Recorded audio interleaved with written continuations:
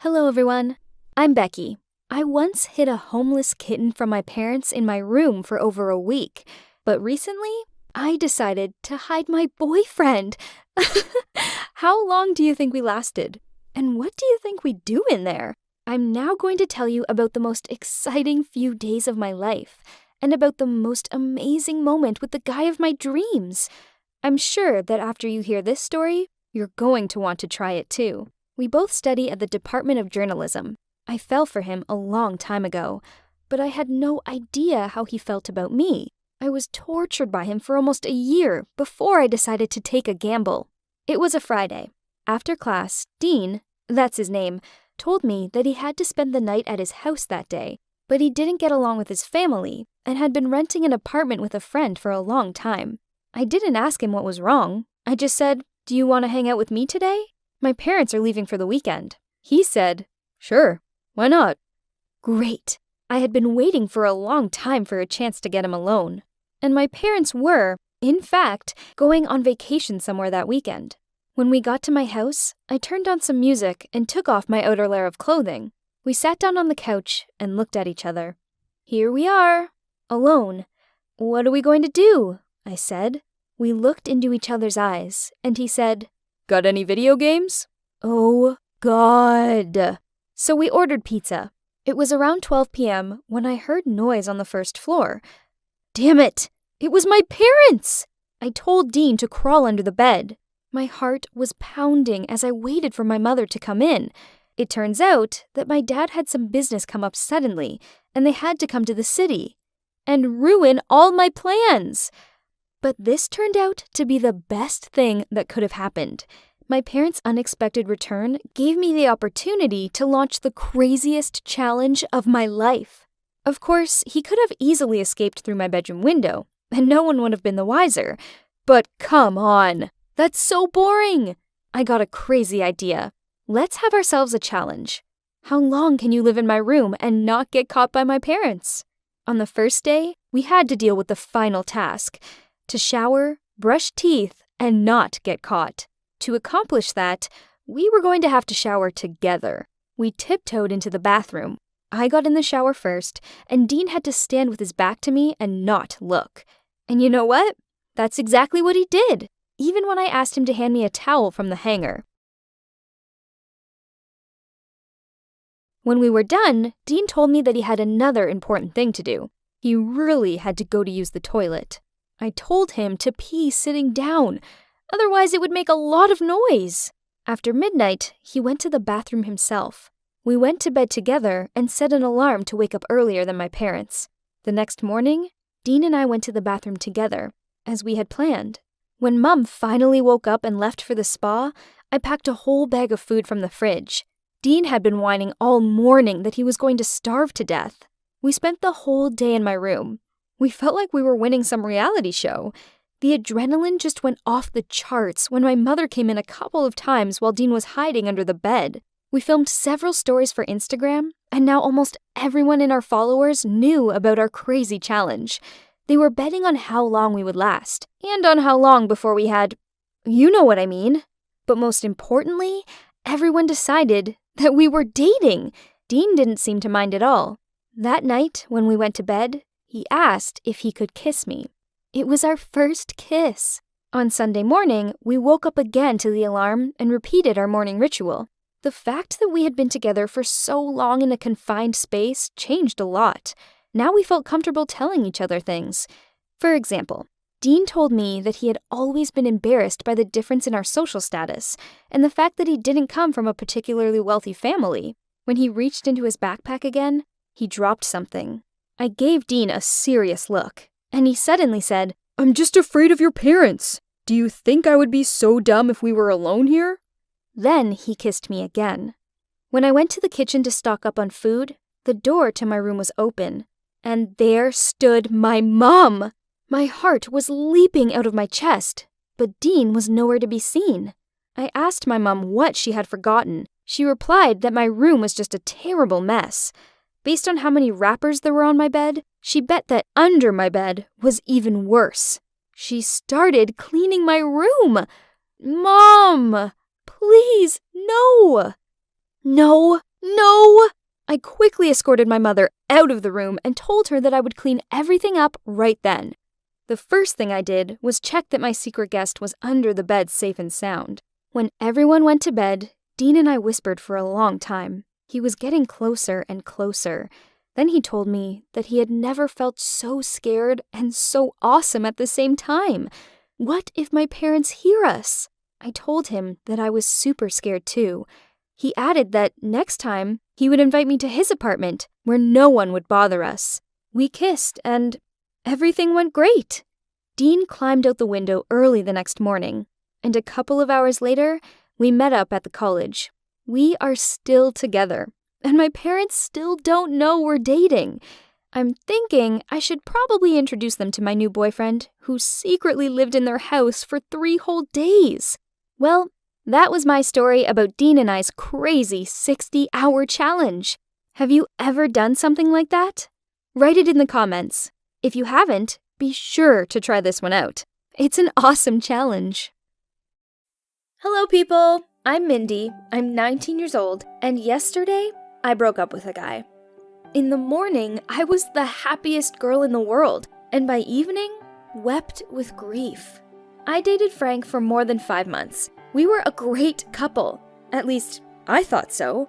We spent every day together. We went for walks, ate in cafes, and watched movies. A month ago, Frank proposed to me. We even picked out an apartment to live in, a cute one on the corner near the park. Every day, I imagined myself living there with Frank, how happy we would be. And yesterday, everything collapsed. That day, I returned home early. Sandy, my older sister, was not home. She knew that I would come home for a few hours later after class. I decided to play a trick on her and crawled under her bed to scare her. Yes, I know I'm not 6 years old. I'm 19, but it's an old game of ours and I just wanted to remember my childhood. When the front door slammed shut, I sneaked into Sandy's room and hid under her bed. The stairs creaked. Someone was walking down the hallway, and I heard 2 voices, male and female. I realized Sandy had come home with some guy, and I'm sitting under the bed like a stupid little girl. I felt so ashamed. I wanted to get out, but did not have time. The door creaked, and I saw my sister's legs. And then, very familiar shoes. Is it really Frank? But we'd not made any plans to meet up. He probably just wanted to give me a pleasant surprise. What a terribly awkward situation. I decided that I would not crawl out from under the bed. I did not want to look completely stupid in Frank's eyes. My sister and Frank were standing very close, and I could not understand what they were doing. There was some rustling sounds, strange sounds, and then a kiss. No, it can't be. I definitely heard it. Sandy and Frank went to the bed. I heard the mattress creak. They sat very close. There was the sound of kissing, again and again. I distinctly heard the rustle of clothes and the sound of a zipper unfastening. This was probably Frank's windbreaker. I had given him a fashionable Nike jacket for his birthday. I put my hand over my mouth to keep from screaming with rage. Frank, honey, I missed you so much. Sorry. I know that we don't get to spend much time together, but you understand. I don't want to wait anymore. You have to tell Mindy everything. Sorry, dear, but I can't. Mindy's so vulnerable. She dreams of a wedding, so I want to wait for the right moment. Mindy is just a spoiled little brat. You've got to be brave. Tell her it's over. Honey, I feel sorry for her. But I'll tell her. I promise I'll tell her. Come here, gorgeous. And again, the sounds of kisses. I felt my heart breaking apart. Only at that moment did I understand why poets love this image so much. I really felt something break inside me, and pain and cold filled my soul. They kissed and told each other sweet nonsense, and I lay there under the bed, quietly sobbing. Even after Sandy and Frank were long gone, I cried and cried. Then, I got out, washed and wiped my face. I pulled myself together. When Sandy returned, I confronted her quite calmly. Sandy, I'm sorry. I accidentally overheard one of your conversations. And you know what? You're absolutely right. I really am a naive fool. All this time, I believed you, considered you the closest person to me, and you betrayed me. I'm very sorry that I was so wrong about you." Then I called Frank and said that I no longer wanted to see him. Here I am, sitting in my room completely alone, and I'm writing this story. I no longer have a sister and no boyfriend. My dreams are shattered.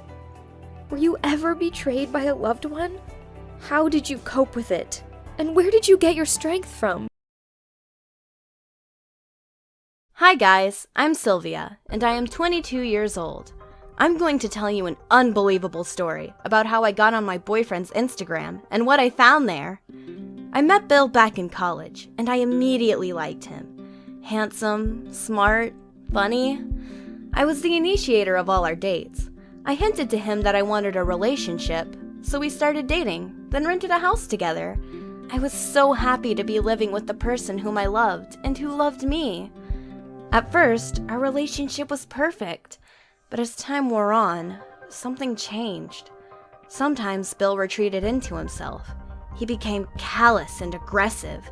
He would sit all evening buried in his smartphone. When I tried to cheer him up or distract him, Bill was angry, shouting that I was keeping him from resting. But on other days, everything was just fine. We talked a lot, laughed, watched movies together, and went on vacations.